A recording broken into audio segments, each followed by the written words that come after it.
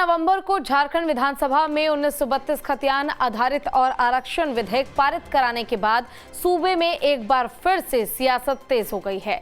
झारखंड के पूर्व मुख्यमंत्री मधु कोड़ा ने न्यूज स्टेट से एक्सक्लूसिव बातचीत के दौरान कहा है कि ये विधेयक आधा अधूरा है। साथ ही हमारे संवाददाता सूरज कुमार से कई अहम बातें उन्होंने कही है। क्या कुछ कहा है, आइए आपको सुनवाते हैं, सुनिए। 11 नवंबर झारखंड के इतिहास के लिए एक खास दिन रहा, क्योंकि 11 नवंबर को सदन के अंदर 1932 खतियान आधारित बिल और आरक्षण की बिल दोनों महत्वपूर्ण विधेयक को पास किए गए।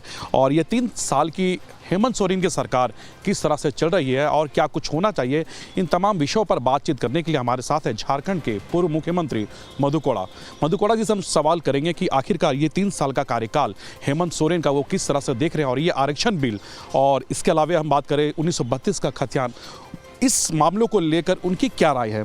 दादा, पहला तो ये हम सवाल आपसे करेंगे कि ये 3 साल जो हेमंत सोरेन की सरकार का जो कार्यकाल रहा, जो चल रही है, क्या कहेंगे इस पे, कैसा चल रही है सरकार? नहीं, सरकार अच्छी, कुछ काम अच्छा किया है 3 साल के अंदर में, और ये इसको हम समझते हैं कि 2 साल तो कोरोना काल में ही चला गया, लेकिन कोई भी निर्णय अगर सरकार ऐसा निर्णय ले लेती है जिससे समाज को, एक बड़ा समाज को जब दुखी कर देता है, नुकसान होता है, तो वे सारे क्रम जो है वो शून्य हो जाता है। वही हालात इस बार। ऐसे वो कौन से सवाल है जो इस तरह के हालात पैदा किए, जो आप कह रहे हैं? ऐसे कौन से मुद्दे हैं जो बतौर आप मुख्यमंत्री भी रहे हैं, पूर्व मुख्यमंत्री के हैसियत से आप क्या देख रहे हैं? पिछले दिन जो कैबिनेट में लाया गया 2 प्रस्ताव, महत्वपूर्ण प्रस्ताव ये था, खतियान के आधार पर जो आसानी नीति निर्धारित करने का है।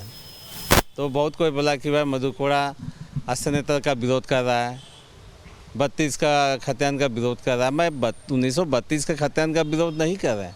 मेरा विरोध ये है कि कोल्हान इस 1932 के आधार पर जो खतियान है, इसके लागू होने से क्या होगा कि हमारे जो कोल्हान का एक बहुत बड़ा भाग है, वो वहाँ के लोगों को अब उसका खतियान रहते हुए उस खतियान का कोई मूल्य नहीं रह गया।